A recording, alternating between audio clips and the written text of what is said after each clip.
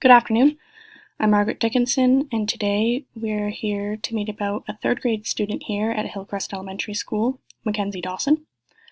She was recently referred by her teacher, as the teacher had noted that she is immensely struggling with a read aloud process in class. Mackenzie's been noted as well to have preference for silent reading and a recent resistance to reading aloud in class. She's also reading leveled books below the reading level expected for a third grader here.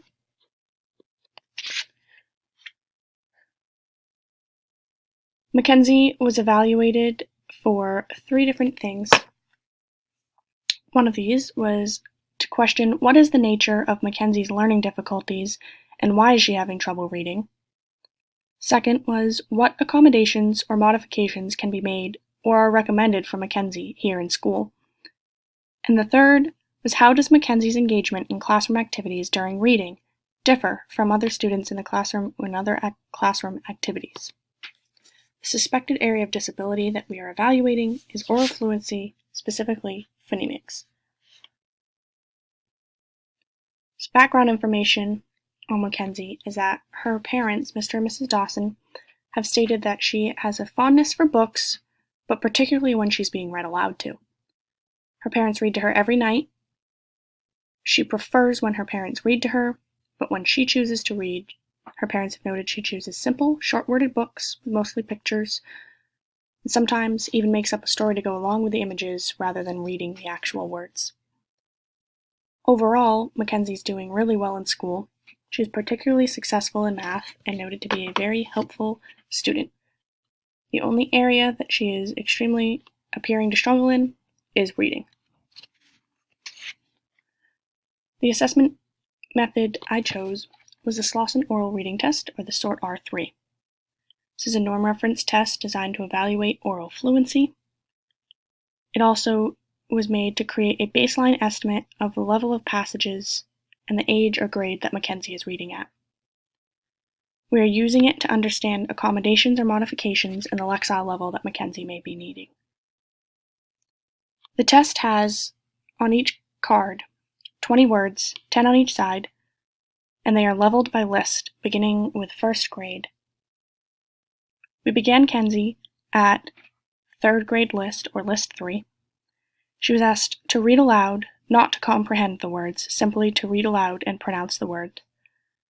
This is done to estimate target word recognition levels. The next test we used as a follow-up to the SORT R3 was a diagnostic checklist of oral reading and was performed by her teacher. This assessed oral fluency as well as the behaviors that went along with it, and this was to pinpoint the specific nature of the learning difficulties Mackenzie may be having. During these test sessions, more specifically the SORT R3, Mackenzie seemed to struggle greatly with the cards designed for third grade reading. She sounded out each word by letter and got very flustered by the second and third card, and began to skip words frequently. As for the diagnostic checklist, when we began the book seemed easier. She read it very fluidly and showed an eagerness to read. However, when there became harder words and the book became harder, she got frustrated and her pace slowed dramatically. In accordance to Chapter 101 requirements, Principal Stevens observed Mackenzie in class for both math and reading. I'm sure she would love to share that with us today.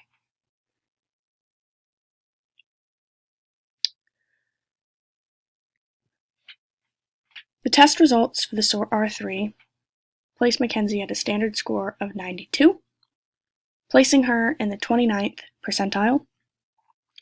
This means that Mackenzie scored the same or better than 29% of the sample at grade level. This score would put Mackenzie below average for oral fluency. We can say with 95 and 99% confidence that this score is the correct score.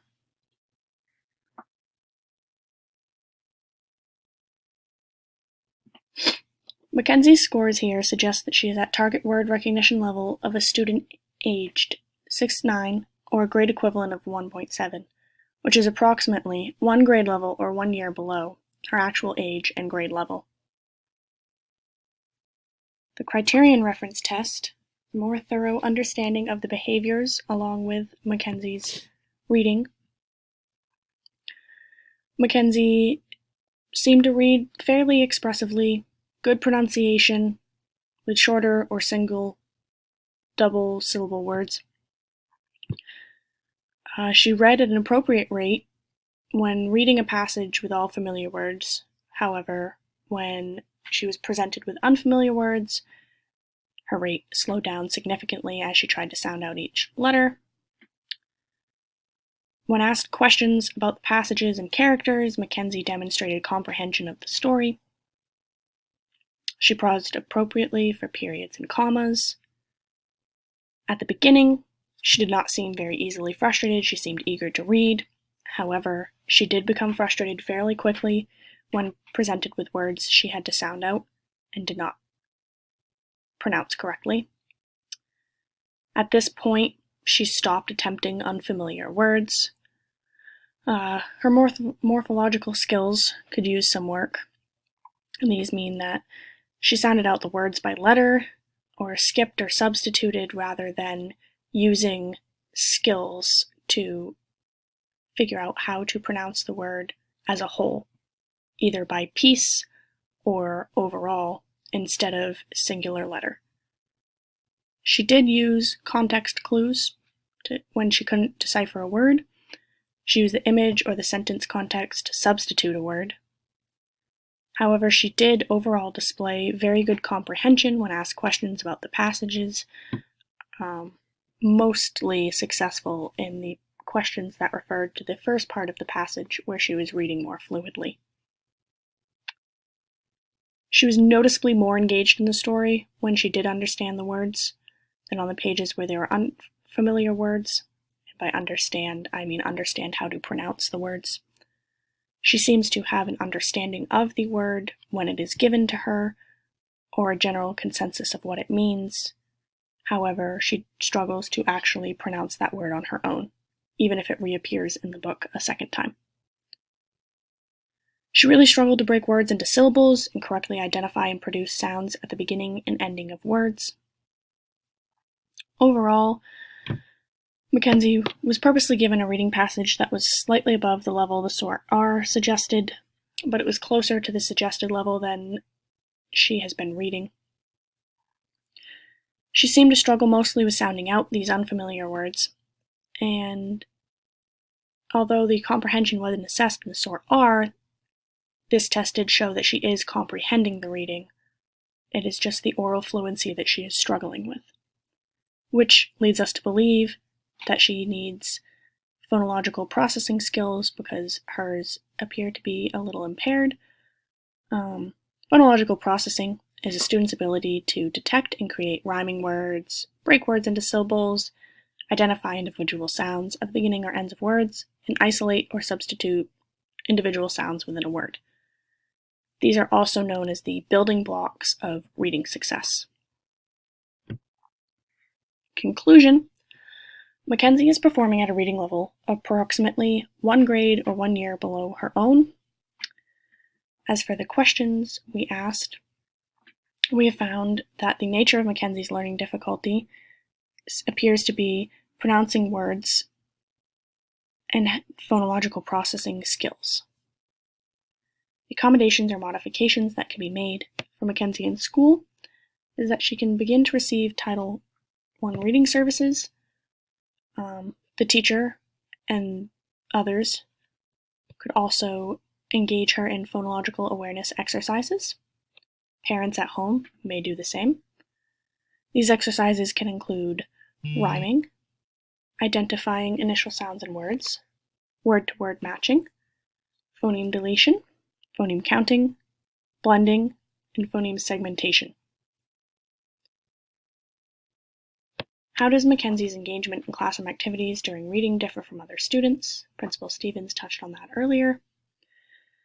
Mackenzie was observed in both her math and reading classes. She was highly engaged and participated frequently in math, and especially when she was using hands-on manipulatives. However, in reading, when asked to read aloud, Mackenzie became more reserved and tried to avoid participation.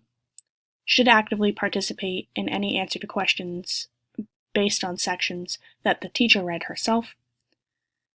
Mackenzie was still engaged when others were reading, and once she was finished reading, she appeared to know what was going on and had more active participation. Shows that Mackenzie comprehends the reading and is willing to learn, but is reluctant to be the one reading aloud, most likely due to phonemic processing skills being impaired. Thank you for having this discussion today. Margaret Dickinson, and